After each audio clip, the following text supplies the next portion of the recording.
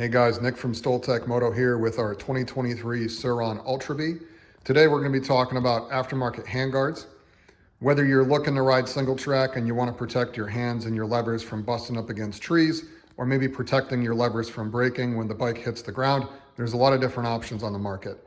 Obviously, we went with the Acerbis here. They're a pretty good value for the money and they work pretty well.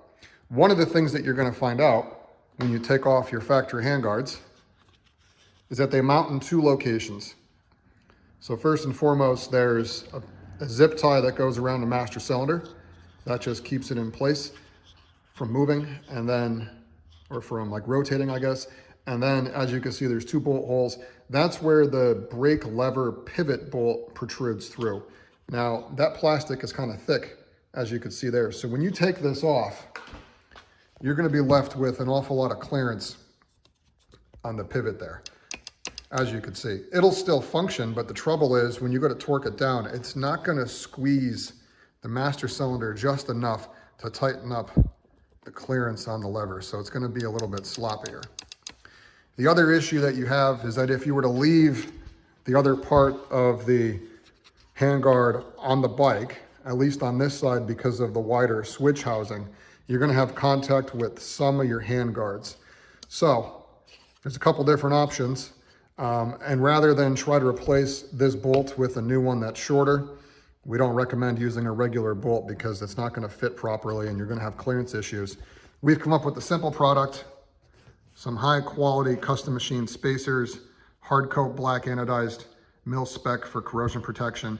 But all you need to do is essentially remove the old factory handguards, take out this bolt, there's a nut on the bottom, 110 millimeter bolt, as you can see there.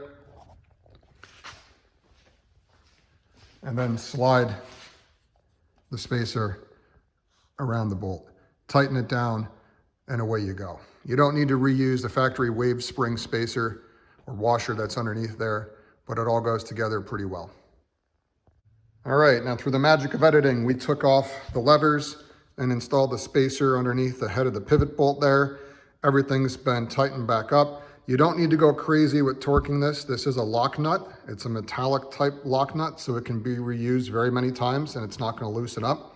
You want to be sure that when you tighten this down, you got a 5 millimeter hex here and a 10 millimeter nut down here. You want to make sure that the brake lever does not bind in either direction, either when you're braking or releasing. It should move freely. It wouldn't hurt to add a little bit more grease on there just in case you cleaned it up when you took it off, but you want to make sure that it moves freely in both ways. You can tighten this down to the point that the lever will bind, and that's obviously very unsafe, so make sure that that moves freely. Same thing on this side. And here's a look at it. This side's a little different because you have your pawl for your parking brake. This part will come off when you take everything off the bike, but just slide it back underneath there. If you wanted to take it off, you're certainly free to do it. You don't need it on there, but we have it installed because it is a nice feature. As I said, the same comment as the other side, just make sure when you tighten this down that the brake lever is free to move in both directions. Make sure that it doesn't bind because that will be unsafe. But at this point, you're gonna have more clearance, a few minutes with a couple tools. Now you can angle your handguards or your brake lever exactly where you want it to be. So there we have a couple pointers here that might help you guys when you're installing some handguards. If you have any questions, feel free to send us an email or drop a comment down below, and we will have a link to the product in our description. So like always, guys, we appreciate your time. Ride safe, and we'll be in touch shortly with a new video.